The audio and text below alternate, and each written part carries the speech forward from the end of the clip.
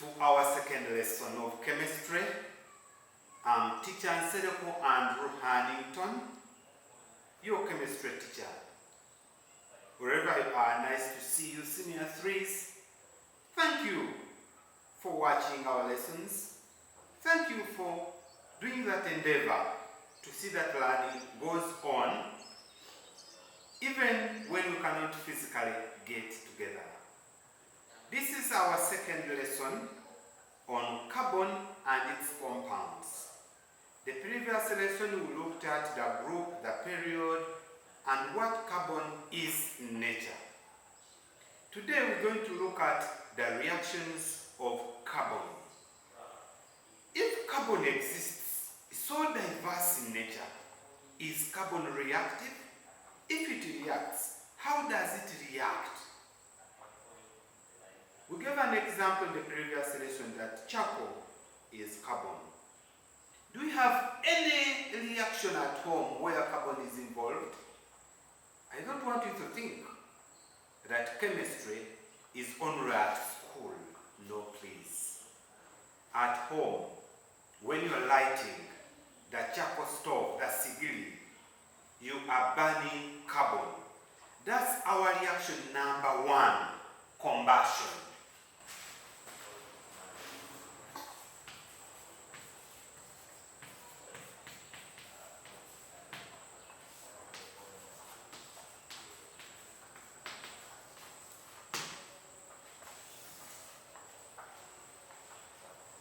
Carbon burns. That's reaction number one. So that charcoal, as we cook at home, since it is carbon, it burns, you light it, it glows, gives out heat. The heat we use to cook and do the rest of the domestic heating that we want. It is a chemical reaction. So at home, as you are cooking, as you are lighting using firewood, as you do it with charcoal, as you do it with gas, it is chemistry taking place. It is a reaction of carbon. Carbon burns. But there are two ways carbon can burn.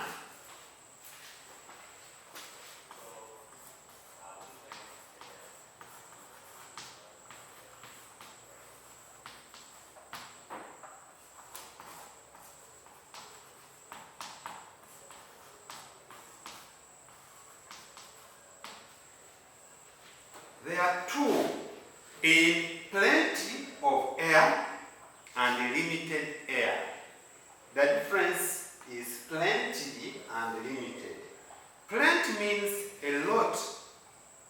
When you have, or when carbon burns in air, when there is a lot of oxygen, carbon burns completely.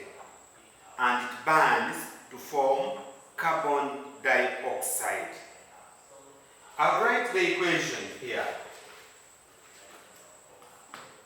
Carbon is a solid plus oxygen. Oxygen is a gas. Then we form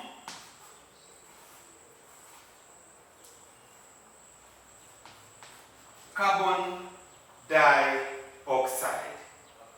And we can check if the equation is balancing.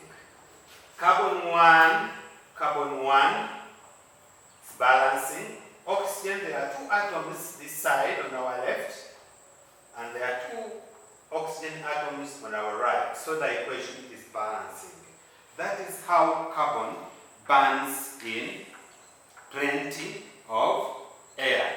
So when you are burning the charcoal, the sigiri at home, burning the charcoal, you are cooking with firewood in an open place, this process is taking place. The equation is going on. Carbon is burning and it is releasing carbon dioxide gas. Okay? This is one of the forms in which carbon burns. We have form 2, or another way carbon burns in air. These are reactions of carbon, and we started with combustion. Now, in limited air, carbon, the same elements, plus oxygen. Why oxygen? Because oxygen supports burning. So carbon does not react with nitrogen, will not react with the carbon dioxide in air during burning, but with oxygen which supports burning. This will give us carbon monoxide gas. Carbon monoxide is CO. Carbon dioxide is CO2. Therefore, this equation doesn't balance. Carbon is 1, this side 1. Carbon is balancing. Oxygen, here there are 2 atoms. Here there's only 1 atom. We shall put a 2 there. Let's check again. Carbon 1, carbon 2. These 2, there are 2 carbon atoms here.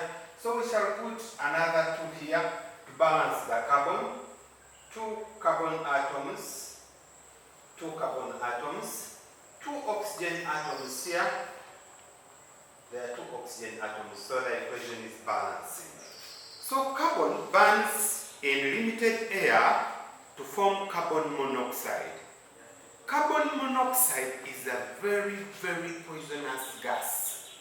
It is also called the silent killer of Africa, because in Africa we use so much carbon to do the burning. We don't rarely use electricity. And this killer gas is very, very poisonous. Carbon monoxide, very, very poisonous. So while you are cooking, be very cautious that where you're cooking from, there is a lot of air. Otherwise, you are risking and you are generating carbon monoxide, which causes death. How do you know? How do you come to know that probably I'm in danger? This is chemistry that we must apply at home. You'll see a picture, there is a picture on your screen. Hope you're seeing it. A lady or a man is cooking from a very, very poorly lit and poorly ventilated place. What are the likely effects of burning carbon in such a way? How can we know that we are at risk, and how can we reduce it? How do you know that carbon monoxide is present at home? Number 1, you feel headache. So when you are cooking in the kitchen, then you feel even the headache has come. You feel nausea, you feel like throwing back, you feel like vomiting. You get a little dizzy. Okay? You can't even breathe properly. That's the indicators of carbon monoxide poisoning. So when in the kitchen, then the eyes are getting irritated. My dear, you are under serious danger of getting or collapsing because of carbon monoxide poisoning. You will collapse, and after collapsing, you lay unconscious, and if you are not helped early enough, you will suffer from carbon monoxide poisoning and serious death. So how do you avoid it? Make sure your kitchen is well ventilated or cook from outside. Ventilate the kitchen very well. You will not have carbon monoxide effects onto your health. By the way, the carbon particles also cause respiratory infections. It has been a short while or a long while or some good time to share chemistry. Teacher Nsereko and Huntington is my name.